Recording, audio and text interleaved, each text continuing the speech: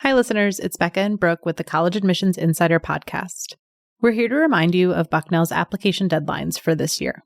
For incoming first-year students, our Early Decision 1 deadline is November 1st. And for Early Decision 2 and Regular Decision applicants, our deadline is January 10th. We can't wait to meet you through your application.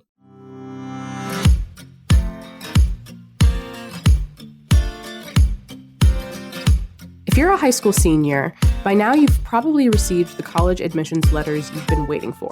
Congrats, by the way.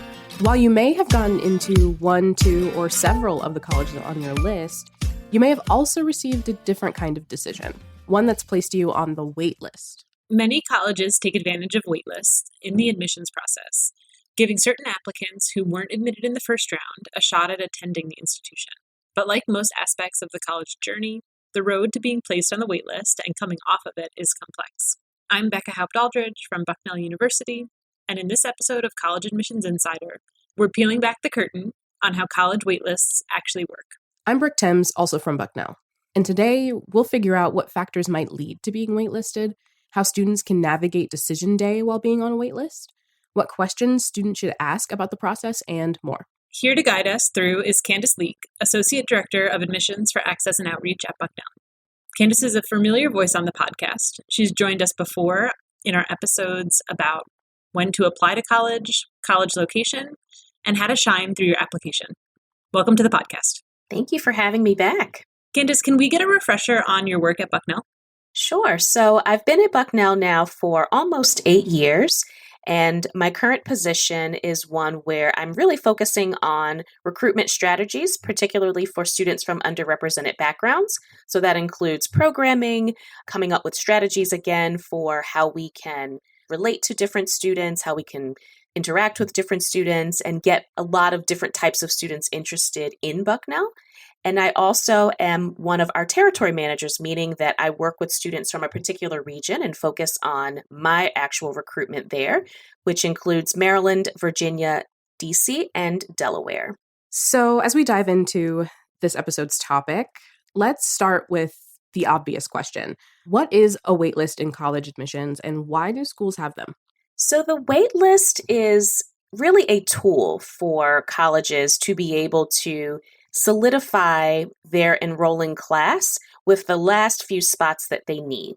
And so to avoid over-enrolling the class, sometimes colleges will hold off on just a few of those final spots to make sure that they don't end up enrolling more students than they intended to, and also so that they can have control over who actually takes those final spots. So if there are some deficiencies in the class in terms of balancing out majors or locations or different talents or skills or things that students are bringing to the table, the waitlist provides an opportunity for colleges to say, okay, there are many more students than we were able to offer an admission initially who are actually students we would want to consider and who would be great at our institution. And so we keep these lists to give us that go-to of where we can find those other students that we need when we're looking to make a few more offers of admission. To clarify, being waitlisted doesn't necessarily say anything negative about a student's performance in the application process. It comes down to a complex process of trying to shape the incoming class according to what the school is looking for. Is that right? That's absolutely right. Again, there are definitely, in many, many cases, far more students who institutions really are interested in, who show themselves well in the application and who the schools would be really excited to have. But unfortunately, there just is not enough space to offer admission to all of those students. And so the waitlist really provides an opportunity for just what you said, to shape the class, to secure those final few spots for the class coming in. But those students who are on that waitlist really could be admissible. Again, it's just a matter of there not being enough space for all of the students who really qualify and who would be great at our institutions. There just aren't enough spots outright from the very beginning. And when we're talking about those final few spots, what does that volume actually look like? In other words, how many students might be on a wait list? If I'm a high school student, am I competing, for lack of a better term, with hundreds of other students, or could it be even more than that? That's a really fair question, Brooke. And I think you've maybe After many, many episodes of this podcast, you've probably heard a lot of us use the idea of it depends when answering a lot of questions about college admissions, because it really does depend on the institution. And so the list could be a few students, it could be 100, it could be several hundred. It could be even 1,000 or more in some instances. But I think what's important to know is that typically the list will start out much larger than what colleges are actually utilizing once it becomes time to start making some of those offers. So even though a college has offered you a spot on the wait list, all of those students don't necessarily opt in and choose to stay on it. So once the initial kind of cutting down of the list occurs where students have the opportunity to say, thank you for the offer, but I'm not interested in being on the wait list, then colleges have a real sense of, okay, now maybe we have a couple of hundred students who are actually still in play, if you will, to be considered, or who have demonstrated or said that they are interested in actually potentially taking a spot off of that list. And so now we have this wait list of dozens, hundreds, or more students. Is that list ranked or ordered in any way? Could student A be second in line for their acceptance while student B is 100th on the list? Becca, I think that's a really good question. And I think that's a common misconception about the wait list, that it's this long list and students are numbered 1 to however many, and that's how they're taken off of the list. But it really doesn't work that way. Honestly, it's more about the priorities of the institution and what they still need at that moment. That might be more ranked. So for example, it could be, okay, we're really low on biology majors. And so when we go to the wait list, we're going to prioritize biology majors. We might also be short on students from a particular region if we're looking to round out a class, or students that have other demographics. And so if I could get 3 different demographics from one biology major, that might be the student that I call. Granted that student has also already said, yes, I'm still interested in being on the wait list. So it's this really complicated process of trying to identify what are actually the remaining needs for the class, and then trying to figure out the students, A, who are potentially still interested in taking that spot, but trying to match those two of who's still interested, who do we actually still need, and then going from there. There's also a matter of financial aid and the ability of students to be able to pay potentially without maybe having a scholarship offer, or without the institution maybe being able to offer any sort of financial aid at that point. And so that might be an additional factor that is considered when looking at students to take off the wait list. Maybe that biology major, just to keep the same metaphor going here, maybe that biology major also didn't apply for scholarships, or indicated that they weren't necessarily applying for financial aid. And maybe at that point in the process, when we're taking students off that wait list, we might not have aid to offer. And so that might be a student that we are able to choose from that wait list, rather than another student who potentially was interested in scholarships and would need that sort of assistance in order to be able to accept the offer. Those are a lot of really dynamic moving parts. And what it sounds like is that this process of building a wait list really starts with the application process and who applies to the school in the first place, and schools being able to round out their class with the applicants that they've received. Is that kind of what I'm hearing? I think that's very fair. And again, it will depend, like I said before, on the institution and what they're looking for. Some schools have a very holistic admissions process in terms of the application itself. And so they're able to glean a lot of different information about students to help them shape the class. But also some schools' admissions processes might really consider major in the admission process, like we do at Bucknell, versus some other schools that maybe don't necessarily look at the major that a student is applying for. And so maybe that is not one of the criteria that they're using in that waitlist shaping of the class. Maybe they're looking more for really establishing more students enrolled maybe in particular programs, like an honors program or some kind of specialty program there, or maybe it really is more about a diversity and having different types of demographics of students, and maybe that's what they're looking to round out. So it really can depend on what the school, like you said, from the beginning, from the admission process, what they kind of value and what they're looking for in the process in the beginning, and then trying to figure out, as we get to the wait list, how do we continue pushing forth those priorities and finding students to help us fill them. That's a really great clarification. Thanks, Candace. And so let's talk about timeline a little bit. When does a student typically find out that they've been waitlisted?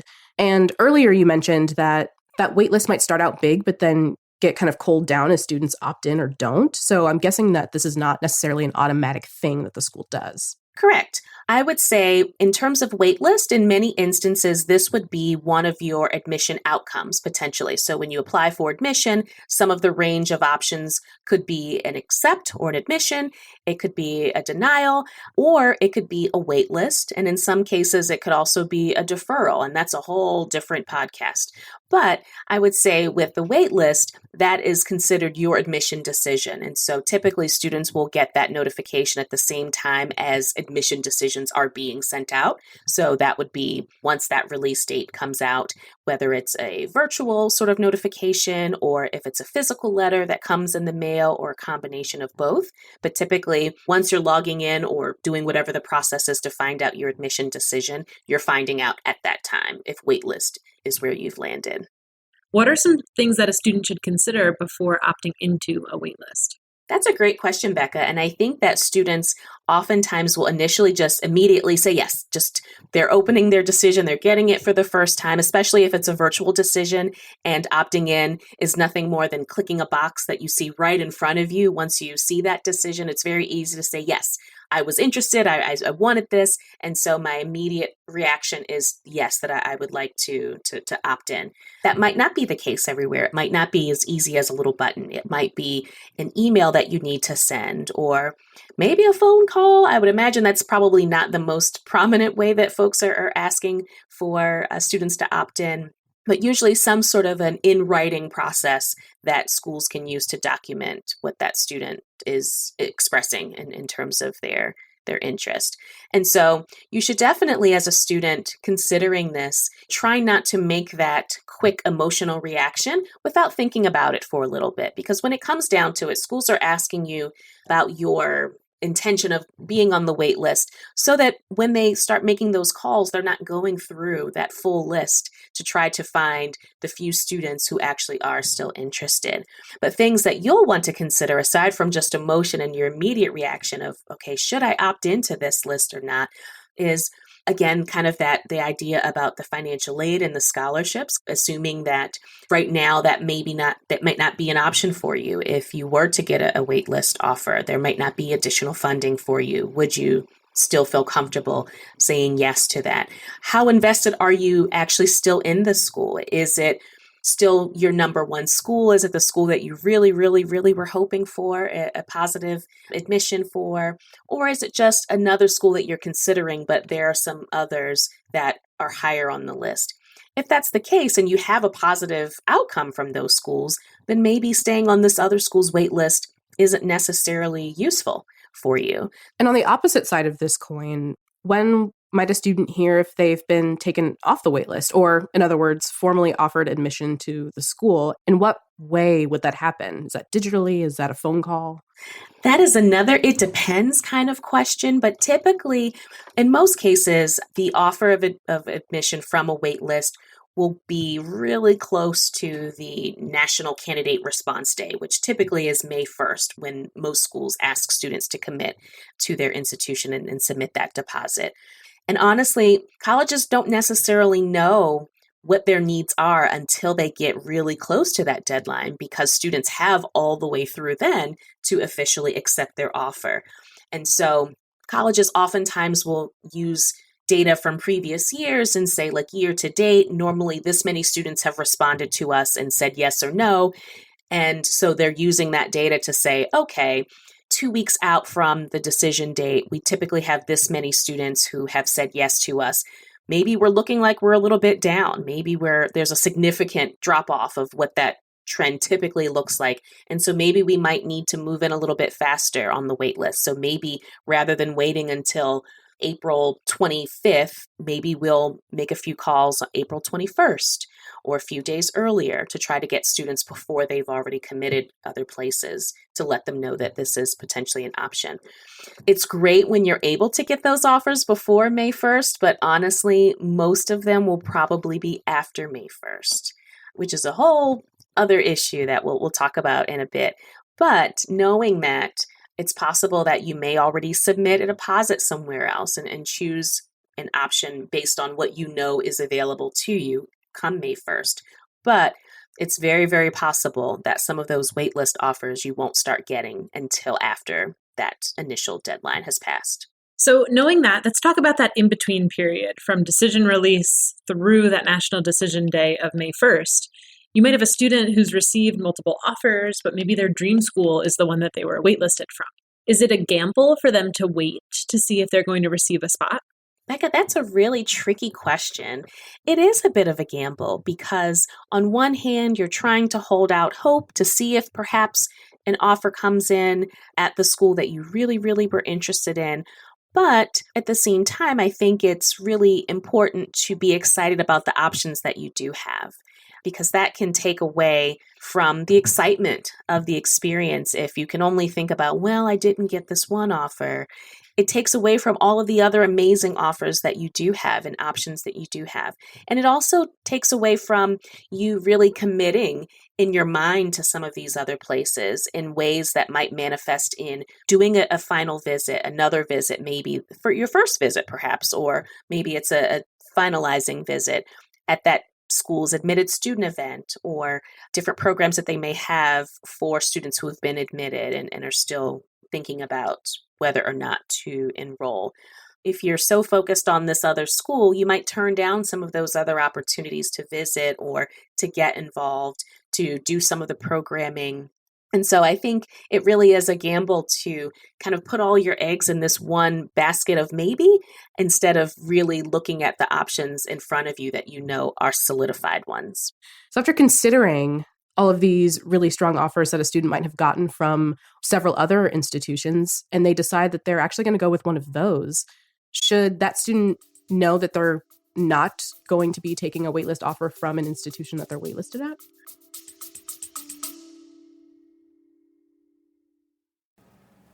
Hi listeners, I'm Mia Mesger, an admissions ambassador at Bucknell University.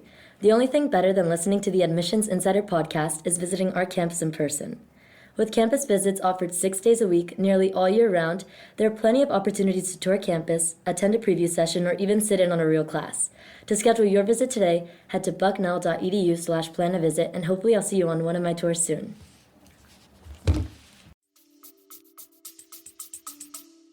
Brooke, I think that comes down to a little bit of a gut kind of move there in terms of how you want to go forward.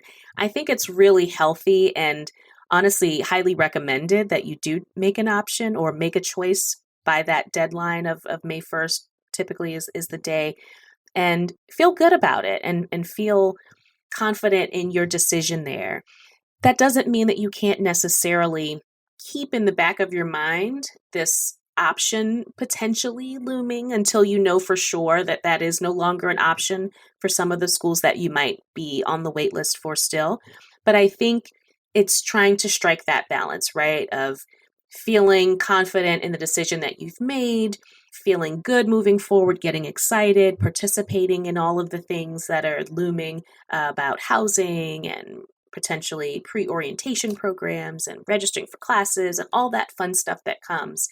And still, perhaps in the back of your mind, be willing to entertain a waitlist offer should it arise. So I think the key there is trying to strike that balance of not being overly hopeful to the point of not being able to move forward with the option that you have selected, but knowing in your mind that potentially there could be an offer there. And try to think through what your decision might be, or what are the terms of what would allow me to say yes. Is it I can only say yes potentially to that waitlist offer if I have the chance to visit again, or I can only say yes if there is some sort of financial assistance being offered. I think it's okay to think through those things, and I think it's actually a good idea to think through those things before that call potentially comes. But I think it's also very helpful and healthy to be happy with your choice and move forward as if that is the final choice. We've said a few times that this is a complex process, and Candace, you've done such a great job illustrating that. Can you tell us about what the offer might look like when and if it comes? What is that process? And when are you presented with the answers to some of those questions, like, am I eligible for financial aid, or will I be able to visit the institution again? That's a great question, Becca. And Honestly, things move really quickly. So there might be an initial contact of some sort, whether it be a phone call or a text message or a voice message left, or even an email that someone from the institution will reach out to you. Typically, it's not something that they want to convey in an email, the actual offer of from the waitlist. That's something that they typically want to have a live conversation with you about. And so they might send you an email saying, hey, just wanted to chat about your waitlist status. Please let us know when you're available. And then once you're able to schedule that contact, then that's when you get all of the terms and conditions, if you will. So they'll let you know if there is a spot available for you. They'll let you know what the timeline is in which they need you to respond. They will also be able to offer you any insight about scholarships or potential financial assistance that's being offered to you, or if there are any terms that might be a little unique. So for example, at Bucknell, sometimes we offer students admission to their second choice major that they applied for. And so that would be something that is also discussed in that conversation. So all of the chips are on the table. This is what we're offering you. This is when we need to know. And then the student is able to then process that and make a decision. Typically, schools will give you a chance to make a decision and know that it's not a decision that you need to make alone. So give you a chance to confer with your parents or guardians and have a few days. But it really might just be a few days and not a week or 2 weeks. It's something that typically needs to happen pretty fast.